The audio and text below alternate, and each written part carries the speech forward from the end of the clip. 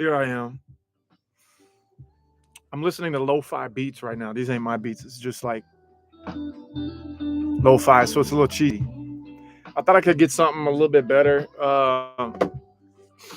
for my stream, but goddamn, a lot of shit sucks. So, here we go, man. I just got in from LA. Had a lot of podcasts and everything with some really, really great people. It was fun as fuck. I'm happy to be back. I missed you last Friday. I was in LA doing things, so I couldn't live stream. But I'm back, bitch. What's popping? How are you guys feeling today? I hope you're feeling good.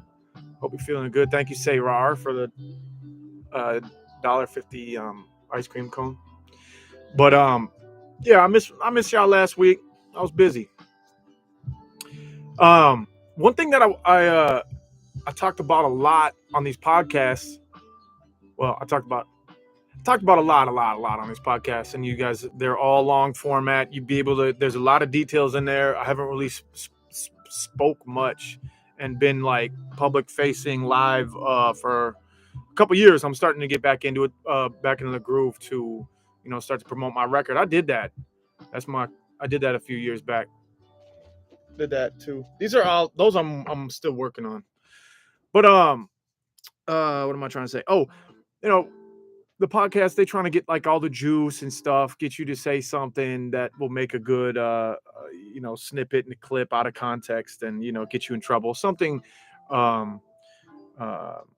controversial or something like that. And one thing I didn't really talk about that much that I really just want to talk about right now and get this off my chest is I'm fucking grateful to be here. I'm fucking happy and I'm thankful for everybody who's supporting me right now. I'm going through my record. I'm listening to it. I'm like super intensely. Last mixing, and it'll be done today for the mixing at least. And we're gonna send it into mastering, try and get some vinyl, which that takes a long time. So don't expect this shit to be here next week. But I'm listening to it. I'm like, oh my goodness, it's really fucking good. A big, huge body of work. It's really fucking good. It means a lot to me. And what's going to happen the next 6 months to a year to 2 years is going to be fucking nuts. And I can just feel it in my bones. So, and it's crazy to think in a new perspective when listening on the outside.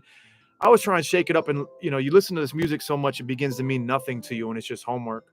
But then every once in a while you sleep on it, you get in the whip, you drive around in a car and you listen to it like people would first be hearing it. And you listen to it under a new understanding and perspective. And I was just like blown away. And I also was thinking about how many people are going to hear this and how it's going to change lives and shit like that. And I was just like, just very, very grateful that so many people support my art like that. It means the fucking world to me. I can't believe I do this shit for a living. Like, I make music and I paint and shit like that, but I make music and I perform for a living is fucking crazy. And it's so rare. I know how rare it is. You know what I mean? I don't want to forget how rare that shit is. And I don't want to become some fucking asshole, some rock star asshole that loses context about how normal people are feeling and how normal people are struggling too. I always want to keep it real and be as thankful and humble as possible.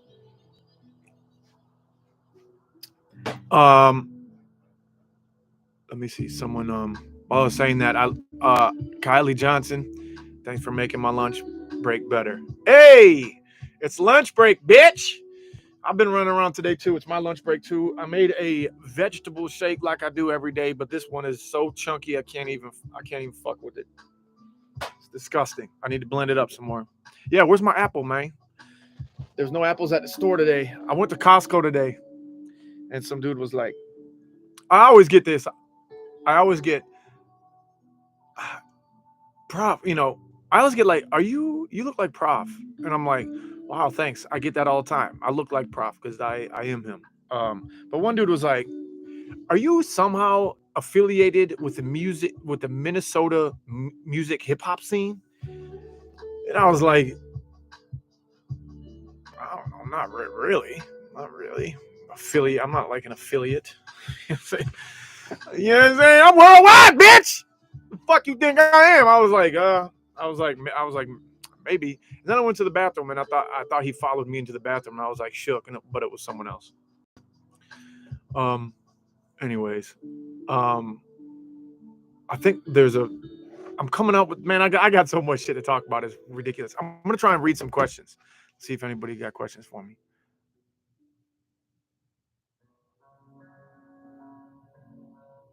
What's it gonna take to open up an art studio for my paintings? Yeah, I don't know. We've been trying to do that. We've been trying to put on an art show for fucking about 2 or 3 years. Come to Cleveland. Guess what, bitch? I am coming to Cleveland. 2023. I'm coming to Cleveland. I'm going all over the place. I've been sitting down. I'm in meetings constantly. I am so fucking busy. Oh, I'm gonna tour the whole country again in 2023. I toured the whole country in 2022. Not yet, but I will. I'm announcing some other shit. I'll be down south a little bit, coming in your neighborhood. And goddamn, we're busy. Yeah. Hey, Prop, big fan of have you ever considered getting into influencer boxing? Shit. It'd be really fun. Yeah, I haven't, but it would be fun to call out some motherfuckers, man. It'd be fun to, yeah. You know, basically when I was, I don't know, like 16 to like 25, I fought a lot. Maybe actually 27. Actually, yeah, to maybe 28. Yeah. But I fought a lot, and it was I did pretty good, man. I got really good head movement. I got long, fast hands, and yeah, I don't know. I'm just really I'm too busy to just stop everything and start boxing right now. Let's be honest. I'm really, really close to something special, I think. And I was mentioning it, talking about how my record is done and how it's gonna go into post production and shit like that. And I'm like, sheesh, you know, it's gonna be some rarefied air. What happens with this? I've been working on this record hard for probably over 2 years. See, when Kaiser von Powderhorn came out, that shit was already delayed a million times because fucking my city was on fire and a bunch of other reasons and shit, like, and it was like delayed forever. So that was old. So this is my first new record in a really, really long time. And this is the first new release since any of that shit was happening to me in 2020. And I speak on that and I sing on that, and it's fucking incredible. The record is amazing. So I know it's going to be special and it's going to change my life for the better. I'm going to make sure it changes my life for the better. And I hope it changes y'all lives for the better. I hope you can vibe with some of those songs. I know you can. I know you'll be able to. If you're here in this chat, you'll be able to vibe. Stop House Gals, write those notes. Stop House Gals that write those notes. Single? Oh, single, hit a guy up. You know, it's not on me to speak on who's single or whatnot and who writes notes at Stop House. But I will say this. People write notes at Stop House because we fucking appreciate y'all buying this shit. So usually if you buy something from stophousegroup.com or like if you go to profgampo.com or whatever my website is, I have no idea what my website is. If you buy something from me or Stop House, it usually comes with a note by note written from a dope motherfucker, one of us. Man, now see, I'm just, every time I mention cities, it just starts jumping into like a city fest. What I'm here to do right now is after this, we're gonna see, we're gonna watch Me Boy, the craziest music video of all time. It is so fucking crazy. I did it. We filmed it like 10 years ago, 11 years ago maybe, and man, I filmed with Ryan Cron Thompson. He was one of my favorite. Well, he still is one of my favorite filmmakers. He's out doing crazy weird shit. He's one of the weirdest motherfuckers. Like, he's always traveling all over the world. He's a crazy artist type, and like me and him just do weird shit. And when we get together for a music video, we're like chasing butterflies. Oh, let's do this, let's do that. There's one scene in this music video that we're relocating it onto the Prof page today. Me Boy music video. There's one scene in this motherfucker where we are in a convertible. I'm driving. I'm riding around with. I don't think it was real Jameson. Actually, I knew we were crazy, but we weren't stupid. I think I'm swilling water out of the Jameson. We're in downtown Minneapolis in a convertible. In the back seat of the convertible is I think 3 or 4 pregnant women that are like all over 8 months pregnant. They're all in bikinis. We were having so much fun. It was so crazy. The energy, man, the estrogen is just bananas in a pregnant. I mean, a pregnant woman is like beautiful, crazy shit, anyways. But they were all like, "Yeah, let's do something. Let's do this crazy shit too." The love was good, but we were like, the song is just fucking ratchet as fuck. It's like just get drunk, break shit, go crazy, and we pull up with these girls in downtown Minneapolis, and we were just riding around, getting ideas, just shooting. No permits or anything like that back in the day. And we pulled up to the busiest hospital in the state, downtown Minneapolis, and the idea was I was just gonna drop them all off at the hospital in bikinis and high heels, so because they were pregnant or they had a baby or whatever. So we didn't even pull no. We just pulled up there, dude, just filming it, and we just fuck it. It was so obnoxious and crazy and ballsy, and we almost got arrested. And the security guard came out and was like threatening us. Um, Wanted to take the camera, made us delete all the footage, but Kron was like, did something where it looked like he deleted the footage, but I almost got in a fight with the security guard, man. I was just so nasty. I was so fucking, I was buck. I was ratchet. I was a hood little gompo back then, and I'm like trying to fight this security guard. It is the craziest scene ever, and yeah, that's in the music video at the end. We drop them off. They're like, "What are you dropping me off at?" And so everybody there is like, it's the emergency room and shit, and it was the weirdest shit ever. And then I'm a little fucking iffy about, there's some scenes that I'm in front of the fucking Planned Parenthood now and shit, and I'm like, back then it made sense and everything, but now with the context of what's happening, states' rights, women's rights, it's a little edgy right now. So I'm like, should I flip it over? But it's history. I don't think we should run from history. And those scenes with me in front of Planned Parenthood, that was way before any of this other shit happened. So it's fucking interesting. If nothing else, this music video is it's fucking wild. We're just breaking shit all over the place, and it's fucking it's amazing. Salvador Dali of rappers. What is Salvador Dali? Yeah, did he do some shit with some pregnant women or? So yeah. So that's coming up in 15 minutes, just to let you know what's going on. How do you feel about live shows that don't have crazy lights for epileptic people? Seen me perform in years because you haven't seen me perform in years because of the can't handle the lights. That's a real fucking thing, man.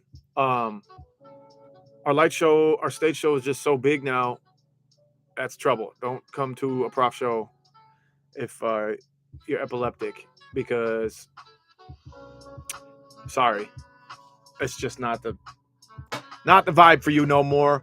Maybe you can go to YouTube and like look at all my PROF in color or live from Powderhorn Suites things where I'm singing all those live songs. But I mean, there was a show in where was it? Sioux City, Iowa, and a motherfucker had a seizure, fell over really hard, busted his mouth, fucking broke his neck and shit, like fell downstairs and shit. And I was backstage about to go on, like I hadn't even gone on yet, and I was almost thinking about canceling the show and everything, but we had to wait. The show was postponed like an hour or something like that, and I felt shitty.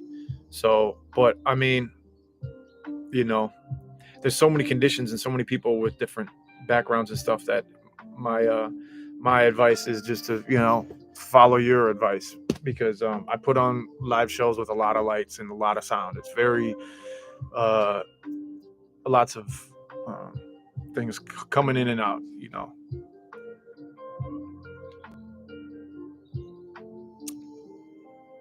Virtual reality concert on Oculus. Nah, I don't think so, man. I like my live shows, man.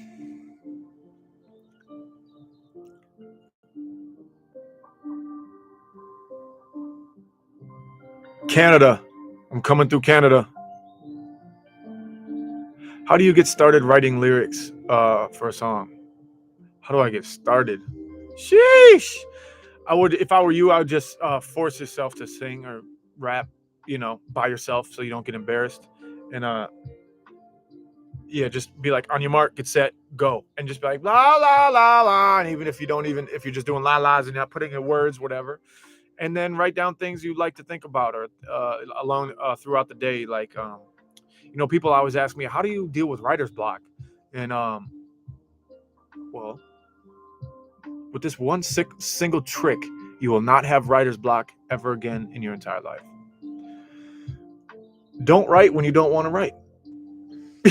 You feel me? But no, that's one. I usually don't write when I don't want to write. So when I sit down, I'm usually in the mood for it. Number two, I don't have writer's block because I have probably 15, 20, 30, 40 pages of lyrics already on deck of things I'm always writing. So that's another thing. Don't stop writing. If I hear anything, I'm in a conversation. Oh, I like this. I like this comeback. I said someone to something that was like, whoa, oh shit, let me write that down. This, and I have a few categories in my phone that's like mostly serious stuff. Then I have some funny shit. Then I got swaggy shit. All folders with like lots of lines. I haven't used these lines. These are all lines that I just have on deck that I find extremely fucking interesting. You feel me? How could you ever have writer's block with that? I don't stop writing. Look at that shit. That's the mind of a fucking maniac. That's only one category too. So that's my advice to people, writers. Freestyle a lot because something will just come up that you didn't really think about, and you just force it out, and it could be beautiful. How did I transition from a real life job to this? I was working construction. I was a snowboard instructor once because I thought I was gonna become a professional snowboarder. Until I started just busting my ass too much, and I was like, nah, I don't want to die. I almost killed myself. Um, so, oh, but then I wasn't a professional rapper for a really, really long time. I was rapping and I was working at the same time. You can do that shit. Um, and don't people take the leap, man. Take yourself seriously. Just go in, like, nah. Like, look around. You got enough money. Make sure you got enough money to feed you for a little bit, and then you don't have to like leap off a cliff and hope you grow wings in time before you hit the fucking floor. Make sure you got wings first. That's my advice. I've seen a lot of motherfuckers. Most people don't make it in rap, or any musician, any singer. Most people don't make it. When I say most, I'm not talking about 51%. I'm talking about 99.9999999%.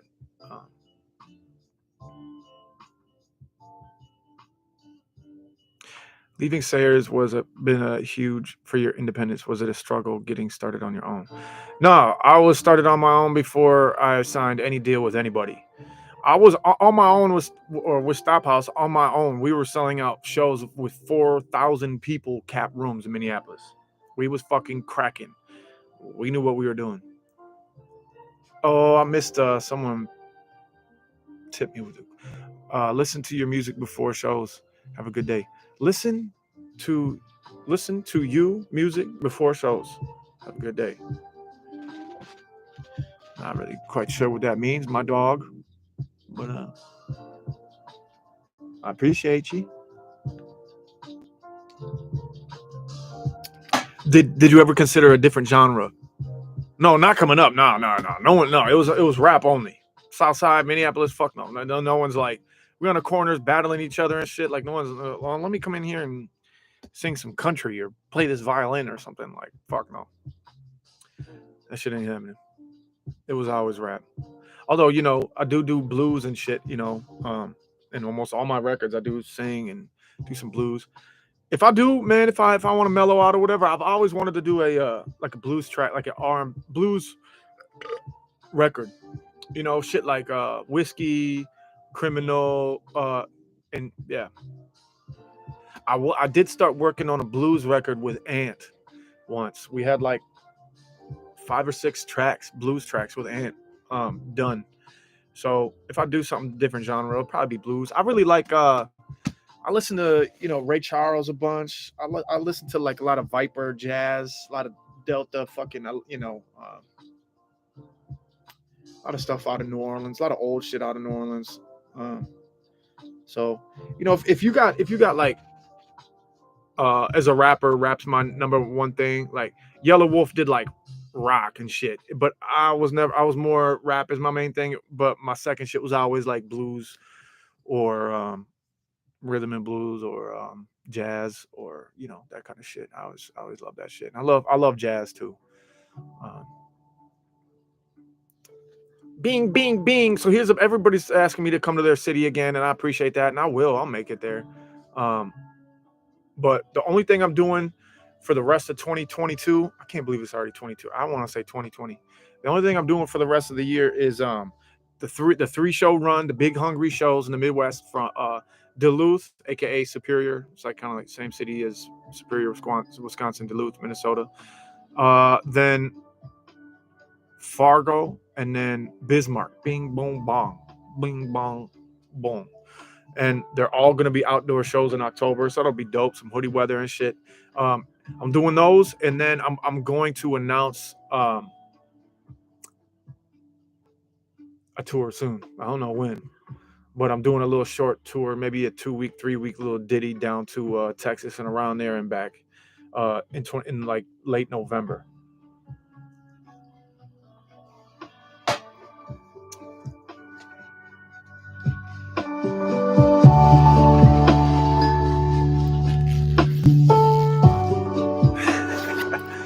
This shit is cheesy as fuck. This song's cheesy as fuck.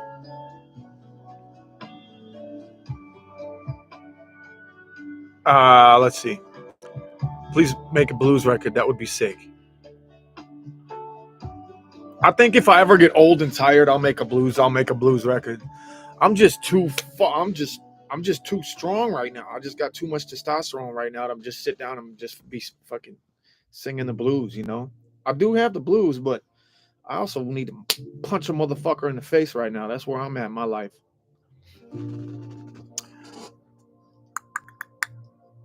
Just make a Baby Maker album. You know, I was listening to so this is Kaiser von Paderborn 3. I made mixtapes back in the day. They're called mixtapes because they use industry beats, and we can't put them on Spotify because they're industry beats. Okay. I've said this hundreds of times online. Every day I see someone go, how come I can't see Kaiser von Paderborn 3 on Spotify? Can you get into streaming? I'm like, no, I can't. They're mixtapes. And then people go, why don't you make another Kaiser von Paderborn? For that exact fucking reason. Everyone's asking for it, and it can never happen. So that's why I'm not gonna ever make a mixtape again. Original beats. I'm gonna make fucking albums. What was I saying? Oh, baby making music. In Kaiser von Paderborn 3, there's a song that I was listening to that we're gonna make a lyrics video to, an animated lyrics video to. What is it, Mike? Are you in here chatting? What song is that, Mike? Stop House. What song is that? Anyways, this is the most sexy song I ever written. I'm like, holy shit, this is hot as fuck. If I had to crawl on broken glass, you know, I'd be on my way. What's the sex song on Kaiser von Paderborn 3 that's super good? I don't know. Motel is sexy. I got a lot of sexies, man. Sometimes I like to keep it sexy. Yeah, if you feel me. You feel me? Yellow Wolf and Me would be epic. Well, that's happened before. I think that's on Kaiser von Paderborn 3. I don't know. I made so many records. I don't know, but I made a record with Yellow Wolf before. So,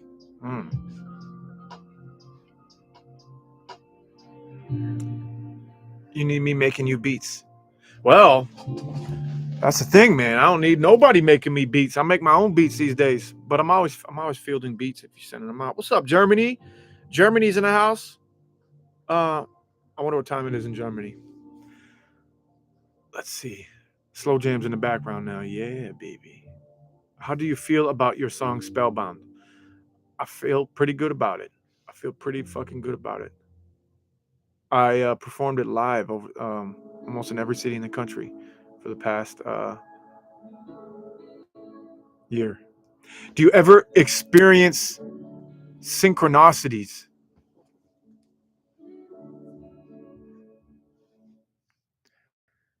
Hey Siri, what are synchronicities? Coincidences?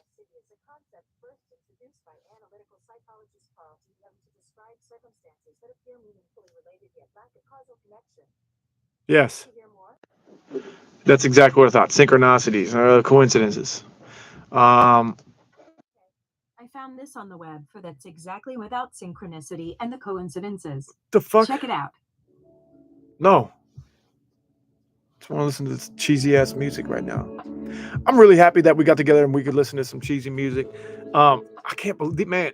At first, when I sign in at like 12:30, I'm like, damn, I gotta fill a half hour, and then all of a sudden I'll be talking to shit, and I look up, and I got 3 minutes left. Do I ever experience synchronicities? Yes, everyone experiences synchronicities. Synchronicities, and they have to. There's no such thing as a miracle. There's no such thing as a bad luck. Um, Someone described it to me as this: rare things are going to happen to you every once in a while. Rare, really good things, and rare, really bad things.